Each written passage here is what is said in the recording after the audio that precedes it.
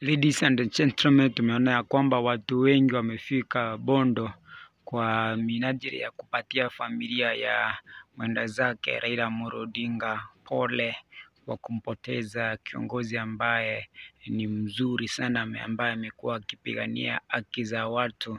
Lakini kuna watu wawili maarufu sana ambao wachafika kwenye familia ya Raila Amolo Odinga kwa minajili ya kuwapatia pole.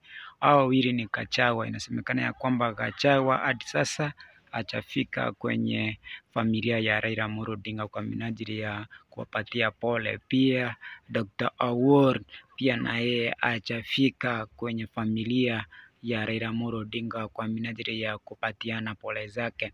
Hao ndio watu maarufu wawili ambao hawajafika kwenye familia ya Raila Amolo Odinga kwa minajili ya kuwafariji, lakini tumeona ya kwamba watu wengi washafika huko kuwapatia pole na kuwafariji, lakini Award and Gachagua wao hawajafika. Langu jina la salia kuitwa Maskini Msomi.